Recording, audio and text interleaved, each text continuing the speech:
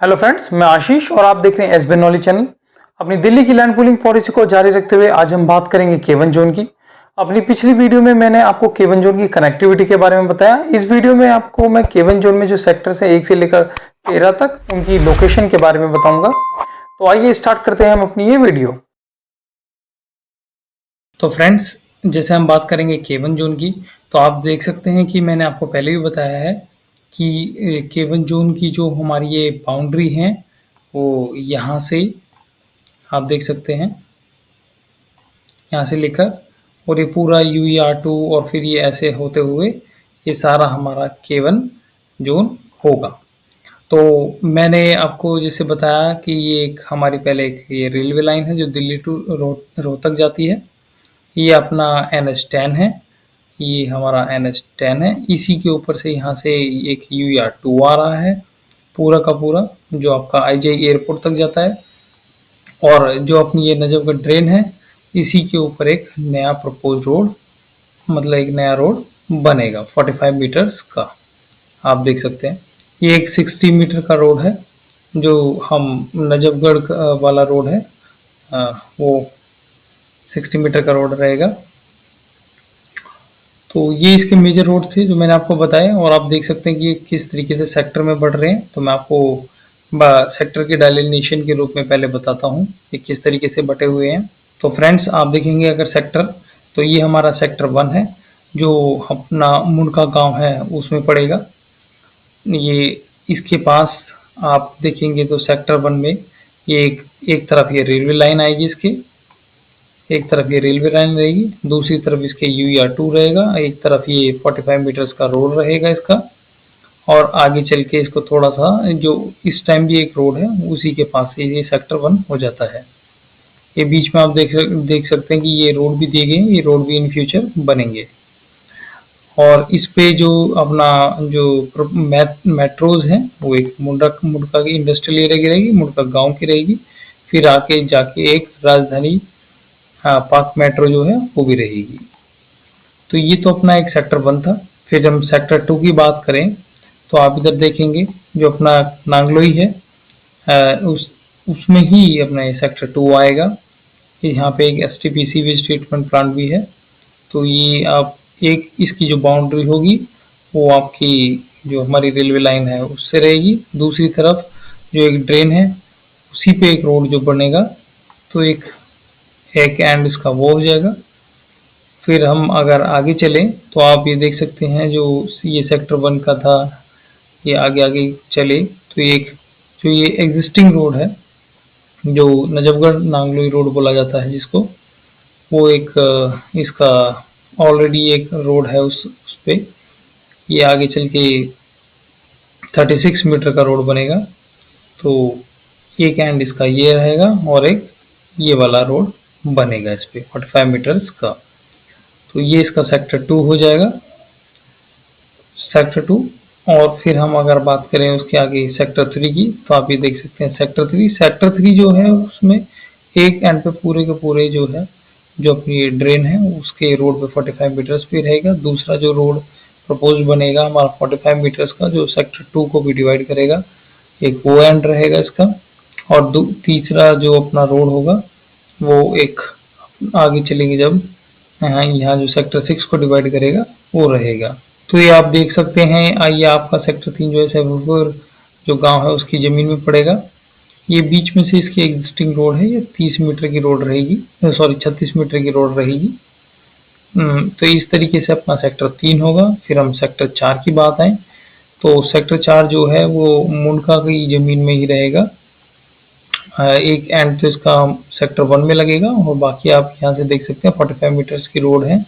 ये जो वाली जो रोड रहेगी ये 30 मीटर्स की रहेगी, ये 45 मीटर्स की रोड रहेगी, और एक एंड इसका ये 45 मीटर्स की रोड पे रहेगा। तो ये सेक्टर आपका 4 रहेगा। अभी मैं आपको जब गूगल मैप दिखाऊंगा तो मैं दिखाऊंगा कि किस सेक्टर में चांसेस हैं कि लैंड पूलिंग हो सकती है, या फिर यहाँ पे जो काफ़ी ज़्यादा कॉलोनियाज बन चुकी हैं तो किस सेक्टर में नहीं हो सकती, वो मैं आपको गूगल मैप जब शो करूँगा तब आपको पता चलेगा। फिर हम आते हैं सेक्टर 5 पे। सेक्टर 5 का जो एक एंड है वो पूरा का पूरा आप देख सकते हैं UER2 पे पड़ेगा। यहाँ से एक आप देख सकते हैं 30 मीटर की रोड होगी, और एक जो अपना मुनका गांव से एक 30 मीटर की जो एग्जिस्टिंग रोड है जिसको 30 मीटर किया जाएगा वो रहेगी। तो ये अपना सेक्टर 5 रहेगा। ये जो आपने देखा होगा बकरवाला, ये उसकी ज़मीन में ही रहेगा। फिर उसके बाद आता है सेक्टर 5 के बाद सेक्टर 6। सेक्टर 6 जो है वो मुनका और बकरवाला की ज़मीन में रहेगा। एक एंड इसका जो अपना मुनका है सेक्टर 4 है उस तरीके से तरफ से रहेगा, उस तरफ रहेगा। दूसरा जो अपना एग्जिस्टिंग रोड जा रहा है यहाँ तक, फिर उसके आगे इसको एक्सटेंड किया जाएगा। प्रपोज में है ये सब बनाए जाएंगे। तो ये 30 मीटर्स के रोड रहेंगे, एक एंड इसका 45 मीटर्स का, एक 30 मीटर्स का। आप ये देख सकते हैं कि इसके बिटवीन भी रोड दी गई है, पर वो सेक्टर के डेलिनेशन नहीं है, वो इन फ्यूचर बनाई जाएंगी। एक रोड ये और एक रोड ये। दूसरा एंड जो है ये सब आपका बनाया जाएगा और नजफगढ़ ड्रेन तक ये जाएगा। तो ये सेक्टर 6 हो जाएगा। ये काफ़ी बड़ा सेक्टर है। उसके बाद सेक्टर 6 के बाद आता है सेक्टर 7। इसका जो एक एंड है वो UER2 की ज़मीन पर पड़ेगा। दूसरा जो आपका आप देख सकते हैं इसका ज़्यादा हिस्सा नहीं है UER2 पे, पर एक एंड इसका UER2 की ज़मीन पर रहेगा। दूसरा जो 30 मीटर से जो आपने सेक्टर 6 और 5 को डिवाइड किया है वो रहेगा। ये हमारी एग्जिस्टिंग रोड है, ये उसी पे ही इसको 30 मीटर किया जाएगा। फिर इसके बाद आता है सेक्टर 8। आप सेक्टर 8 देख सकते हैं, जो अपना UER2 है ये इसी में से सेक्टर 8 में से जाएगा और सेक्टर 8 इसके दोनों तरफ पड़ेगा, इधर भी और इधर भी।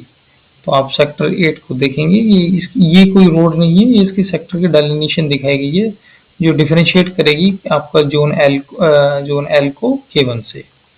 तो ये सेक्टर आपका 8 होगा। ये एग्जिस्टिंग रोड है जिसको 36 मीटर बनाया जाएगा और ये भी एग्जिस्टिंग है जिसको 30 मीटर बनाया जाएगा। इसके बाद आता है सेक्टर 9। सेक्टर 9 को देखेंगे तो एक तरफ इसके नजफगढ़ ड्रेन है, दूसरी तरफ ये जो अपना अपना नजफगढ़ रोड है जो उत्तम नगर की तरफ से आ रहा है वो रहेगा 60 मीटर वाइड रोड, इसको बनाया जाएगा। और इसमें से ही जो आपका सेक्टर 9 है इसी में से UER2 निकल के जाएगा। थोड़ा हिस्सा इसका इधर रहेगा UER2 के और थोड़ा इधर रहेगा। तो ये जो अपनी नंगली है इसकी गांव की ज़मीन में ये रहेगा सेक्टर 9। उसके बाद आप देख सकते हैं सेक्टर 10। तो इस ग्राफ में इसमें जो ये मैप है इसमें तो देख के पता नहीं चल रहा कि यहाँ पे कितनी आबादी है, मैं आपको गूगल मैप में ज़रूर बताऊंगा अभी। तो सेक्टर जो 10 है हमारा, जो हमारा सेक्टर 10 है, आप देख सकते हैं ये हस्ताल और आपका हस्ताल मटियाला इनकी ज़मीन में रहेगा। और ये वैसे तो इसमें दिख नहीं रहा, लेकिन लगभग ये इस टाइम बिल्कुल फुल भर चुका है। मैं आपको दिखाऊंगा, इसका शो भी करूंगा। एक तरफ इसके 60 मीटर की रोड रहेगी जो इस समय है वहाँ पे, अगर वो कम होती तो 60 मीटर के आ जाएगा। ये लाइन जो है कोई रोड नहीं है, ये सेक्टर की डेलिनेशन दिखा रहा है। जो इधर विकासपुरी आता है तो उसको डिफरेंशिएट करने के लिए सेक्टर 10 बनाया गया इधर। इसके एक तरफ ये नजफगढ़ की जो नाला रोड बोलते हैं जिसको वो रहेगी 45 मीटर से, उसको बनाया जाएगा। इसमें आप देखेंगे तो एक 2-3 गाँव की ज़मीन है जो सेक्टर 10 है। इसका एरिया काफ़ी बड़ा है, लेकिन इसमें ये देखना होगा कि ये डेवलप्ड हो पाएगा या नहीं। तो ये सेक्टर 10 था। अब हम आते हैं सेक्टर 11 पे। मैं आपको सेक्टर 10 में बता दूं, सेक्टर 10 में के ऊपर का 3-4 मेट्रो स्टेशन पड़ेंगे। एक तो आपका नवादा का पड़ेगा, द्वारका मोड़ का, फिर नवादा का, फिर आपको जो आपका उत्तम नगर ईस्ट है और वेस्ट है उन दोनों का मेट्रो स्टेशन पड़ेगा। मैं सेक्टर 11 की बात करूं तो ये देखेंगे आप, इसमें ये UER2 इसके बिल्कुल बीचों बीच जा रहा है और ये देख के भी पता चल रहा है कि यहाँ पे लैंड जो है वो थोड़ी कम ही अवेलेबल है लैंड पूलिंग के लिए सेक्टर 11 में। और मैं आपको भी मैप जो गूगल मैप उसमें बताऊंगा ही। तो ये सेक्टर 11 रहेगा। ये इसकी सेक्टर की डेलिनेशन शो की गई है दोनों तरफ से, और एक तरफ इसके ये नाला रोड जो नजफगढ़ ड्रेन का रोड है 45 मीटर वो रहेगा, और इंटरनल रोड्स हैं जो कुछ आप देख सकते हैं, और एक UER2 इसके अंदर रहेगा। फिर उसके बाद आते हैं हम सेक्टर 12। सेक्टर 12 और सेक्टर 12 और 13 को आपका जो ये UER2 है ये दोनों डिफ्रेंशिएट करेगा, ये आपस में इनको बांट देगा। इधर सेक्टर 12 हो जाएगा, इधर सेक्टर 13 हो जाएगा। सेक्टर 12 जो है आपका कुतुबपुर की ज़मीन में और ताजपुर खुर्द की ज़मीन में रहेगा, आप ये देख भी सकते हैं। और दूसरी तरफ जो आएगा वो आपका सेक्टर 13 आएगा। सेक्टर 13 जो ये इस इधर एल जोन में छावला गांव पड़ता है, उसके पास ही सेक्टर 13 रहेगा। तो यही गांव की जो लाइन होगी ये इनको डिफरेंशिएट करेगी एल एल जोन और के1 जोन को। मैं आपको गूगल मैप पे बताता हूँ। ये हमारा पहला सेक्टर 1 रहेगा। सेक्टर 1 जो है वो मुंडका गांव की ज़मीन में है। एक तरफ इसके UER2 है, दूसरी तरफ इसके रेलवे लाइन रहेगी। ये आप देख सकते हैं, ये इसका ये मेट्रो लाइन है इसके अंदर ही, जो हम NH10 बोलेंगे। तो इसमें मुंडका इंडस्ट्रियल एरिया का, मुंडका का मेट्रो स्टेशंस और आपका जो राजधानी है पार्क मेट्रो, उसका स्टेशन रहेगा। ये सेक्टर 1 रहेगा। ये आपकी 45 मीटर की प्रपोज रोड रहेगी जो सेक्टर को डिवाइड करेगी। उसके बाद आते हैं हम सेक्टर 2 पे। सेक्टर 2 में आप देख सकते हैं कि कितना ज़्यादा कंजेस्टेड है। इसमें लैंड पूलिंग के लिए जगह वैसे अवेलेबल नहीं है। ये नांगलोई की ज़मीन में रहेगा। इसमें आप मेट्रो स्टेशन भी देख सकते हैं ऑलरेडी, और ये अपना STP रहेगा। इसी तरीके से सेक्टर 1 में भी ज़मीन जो आप देख सकते हैं तो है नहीं लैंड पूलिंग के लिए। फिर आते हैं हम सेक्टर 3 पे। सेक्टर 3 में देखेंगे तो यहाँ पे भी आपको, अगर आप गूगल मैप में देखेंगे तो यहाँ पे भी बहुत ही रेयर है, जैसे ये थोड़े थोड़े पैच होंगे जो लैंड पूलिंग में अवेलेबल हो सकते हैं, नहीं तो ये भी पूरा इस समय भरा हुआ है। ये जो रोड रहेगी इसकी अपनी 45 मीटर्स की रहेगी, जो मैंने मोटे से मार्क की हुई है। ये 45 मीटर्स की रोड रहेंगी। उसके बाद आता है आपका सेक्टर 4। ये मुंडका विलेज की ज़मीन में आप ये देख सकते हैं कि इसमें लैंड अवेलेबल है, जो लैंड पूल हो सकता है।